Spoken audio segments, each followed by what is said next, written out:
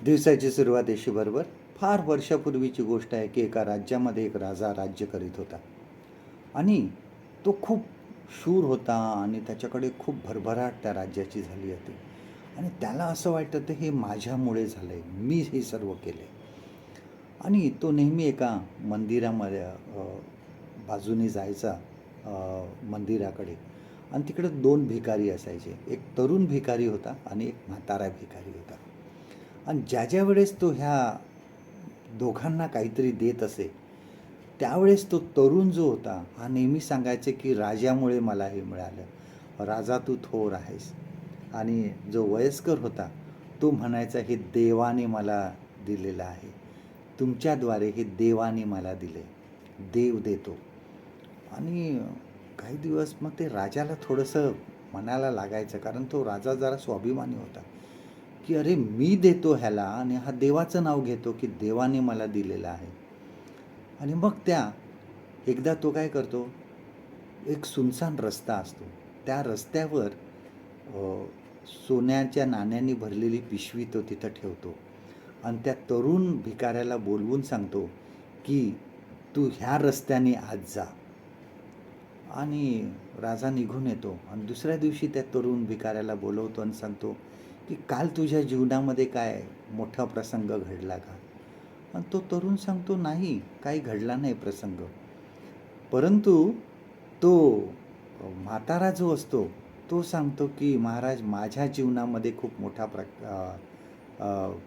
प्रसंग घडला की मला एका रस्त्यावर, सुनसान रस्त्यावर एक सोन्याच्या नाण्याने भरलेली पिशवी सापडली.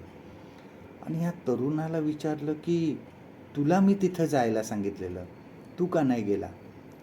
आणि त्या तरुणाने सांगितलं महाराज मी विचार केला की त्या सुनसान रस्त्यावर कोण मला भीक देईल, लोक तिकडं नसतात, म्हणून मी ह्या म्हाताऱ्याला तिकडं पाठवलं. आणि तो म्हातारा गेला आणि त्या ठिकाणी त्याला पिशवी मिळाली. आणि राजा विचार करू लागला की हे कसं काय, मी तर बरोबर केलं होतं.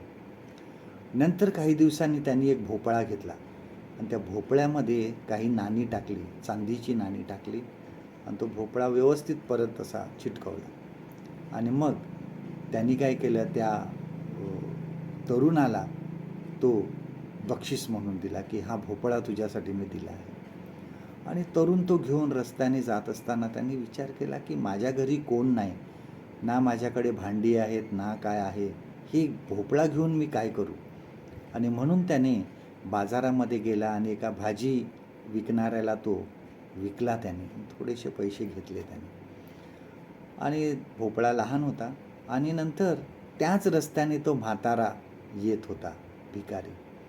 आणि त्याच्याकडे बघून ह्या भाजीवाल्याला दया आली आणि त्याने तो भोपळा घेतला आणि त्या म्हाताऱ्याला दिला. आणि तो भोपळा घेऊन गेला म्हातारा आणि कापला, बघतो तर त्याच्यामध्ये चांदीची नाणी निघाली. राजाने परत दुसऱ्या दिवशी ह्या दोघांना विचारलं, त्या तरुणाला पहिलं विचारलं तुझ्या जीवनामध्ये काल काय विशेष प्रसंग घडला का?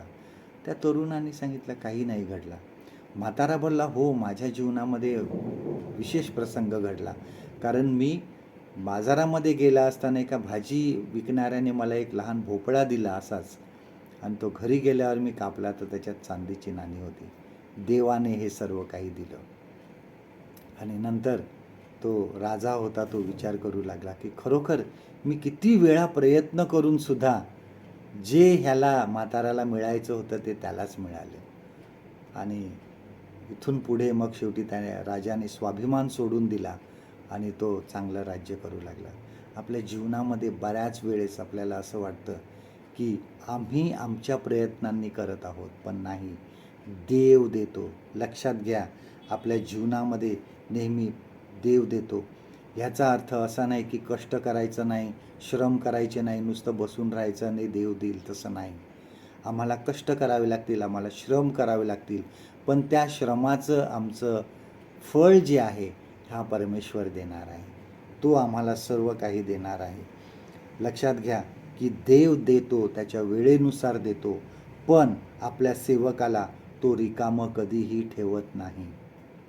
आजचं देवाचं वचन आपल्यासाठी हे आहे, स्तोत्रसंहिता 127 आणि दुसरं वचन, साम 127 and verse 2. तुम्ही पहाटेच उठता, उशिराने विश्रांती घेता व कष्ट करून अन्न खाता, पण तुमचे हे करणे व्यर्थ आहे. तोच म्हणजे परमेश्वर, तोच आपल्या प्रियजनास लागेल ते झोपेतही देतो. परमेश्वर करो आजचा दिवस तुमचा आशीर्वादित करो.